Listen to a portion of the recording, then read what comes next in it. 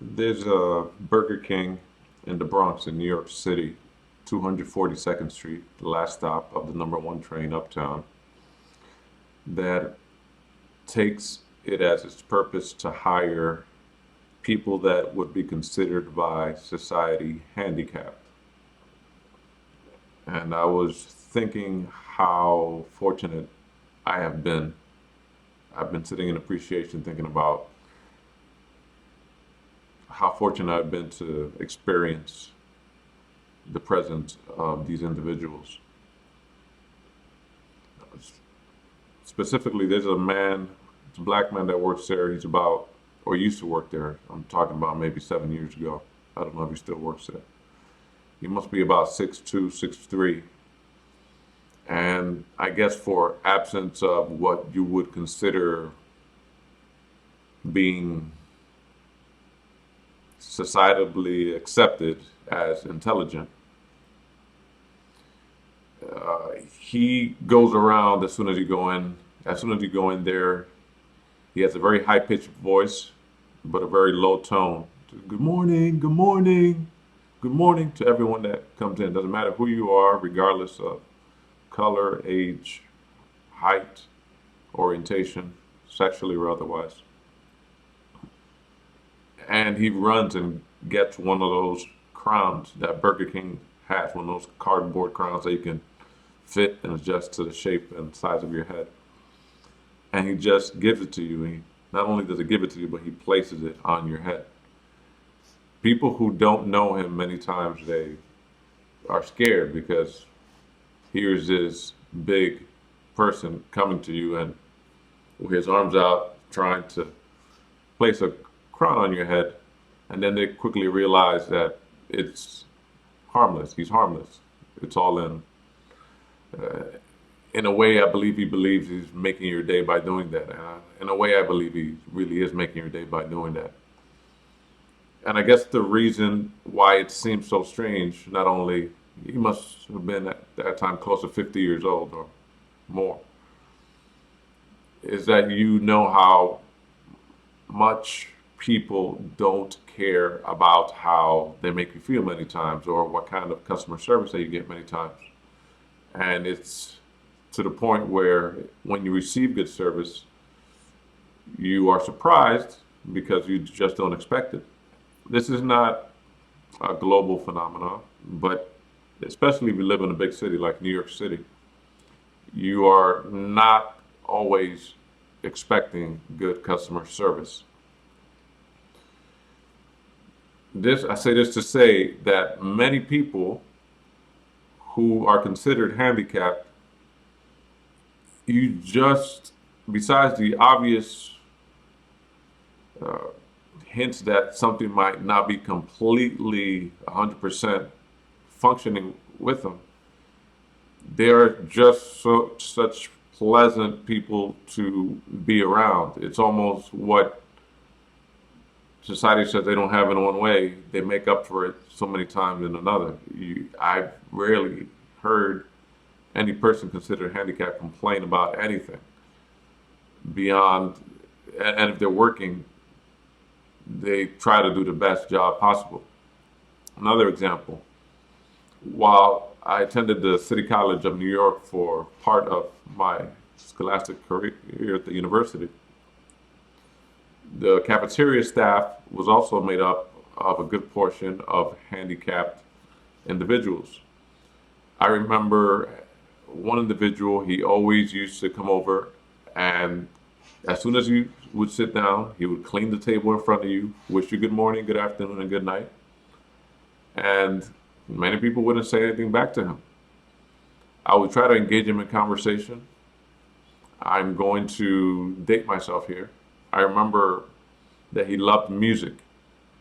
And I also remember that he had this uh, Walkman that you can buy at most, in New York, you would call them the stores. Now it's the Arab stores, the Asian stores, the corner deli. And he had a very cheap Walkman. It was breaking apart. He was holding it together by tape, but he loved to listen to music. He just got a joy out of him. And he wouldn't do it while he was helping you, but every time he wasn't helping somebody, he would put his headphones on and have a good time, not to the detriment of his work. Just that was part of him. Certain joy you got from him. He must have been a Hispanic man, maybe in his 40s, but again, he was employed, and he was doing what he was supposed to do. I remember buying him a Walkman, and he gave me his biggest hug and picked me off the ground. And this was a man that maybe 5'7", 130 pounds. And at the time, I must have been about 6 feet tall and let's say 175 pounds. I'm about 205 now. And we used to talk every day, even before that exchange. Just he was very pleasant to be around. And even if he would spot you outside of work, he would always be the first one to greet you. And yes, I still remember our interactions. And there was another woman, a black woman, must have also been in her 40s. And what I remember about her is that she used to always say, "Have a nice day, have a nice day," and was very diligent about sweeping the floors and also wiping the tables. I remember once when I was waiting for the bus right there on Convent Avenue outside the City College of New York, excuse me, Amsterdam Avenue. She was about to cross the street. It was a very windy day, fall day, very cold. And she was on the floor trying to pick up all the papers that she had in her yarns and supplies in this little box because the wind had blown it away. She had dropped it, and now the wind was just blowing her stuff all over the place. And she was so sad. And you think about all the things that are important to you in the world of the normal people, and how much you compete for things that she has no concern over. She had a piece of yarn, what appeared to be a little doll, and her papers that had some kind of writing, some kind of drawings in them, flying all over the place. I remember helping her try to get as much of the papers together. It almost looked like she was going to cry, but she was more concerned with getting everything together. And she was so thankful. I remember her, thank you, thank you, thank you. You don't know the background of anyone you meet. And it made me think, where does somebody like that stay? Do they stay with family? Because obviously they knew how to come to work, how to leave work, uh, how do they take care of themselves? Does a person like that ever have children? Do they ever get married? What happens? Do they ever get into relationships? What is a normal day for a person like that? So, being involved in the theater and someone who writes, you always just besides that, someone who's always been introspective, just how does someone like that go about their day in the world of people who are supposedly normal? Is anybody normal? And once everything was gathered as much as possible, she was like, "Oh shoot, oh shoot." I guess some pieces she couldn't get gathered, but it didn't stop her from continuing her day and uh, coming back to work the next day.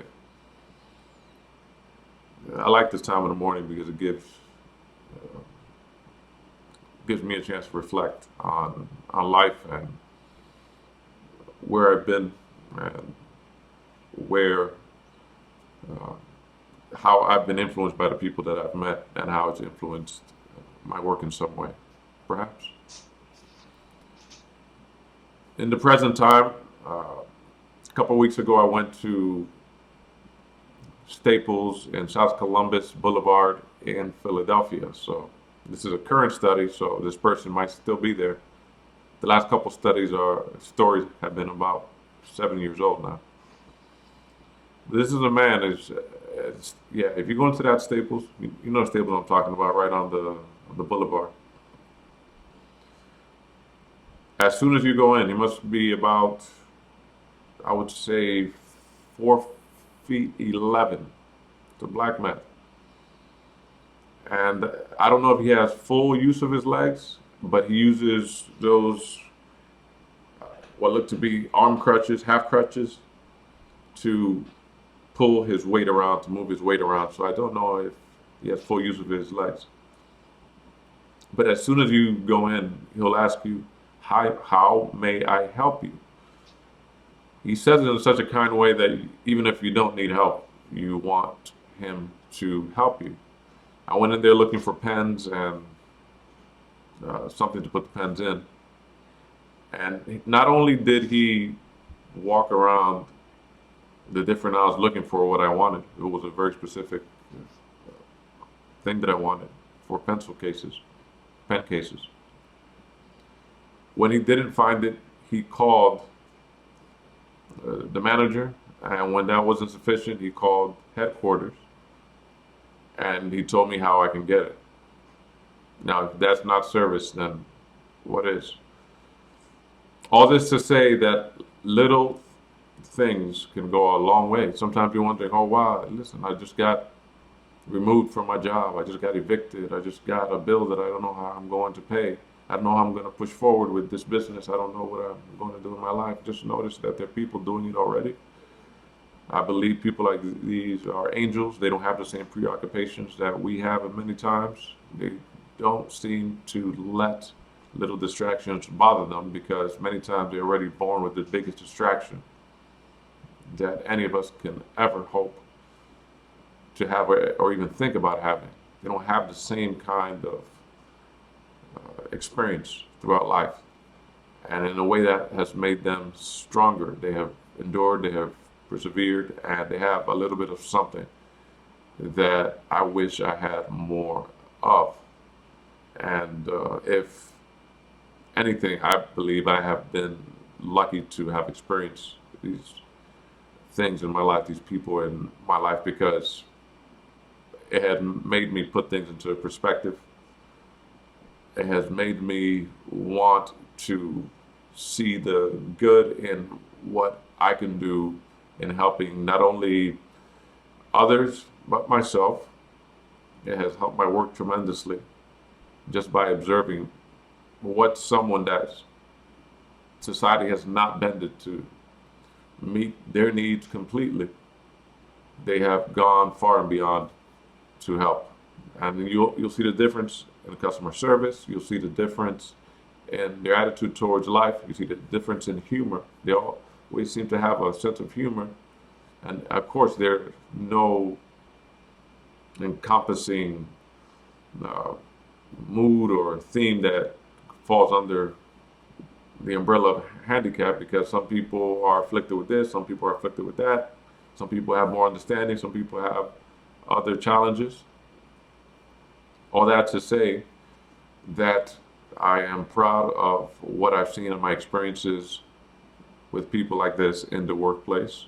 I hope I can see more, because with patience, with a little bit of love, not in the Hollywood sense, but in the kind that can be created when people just care a little bit more about the human experience.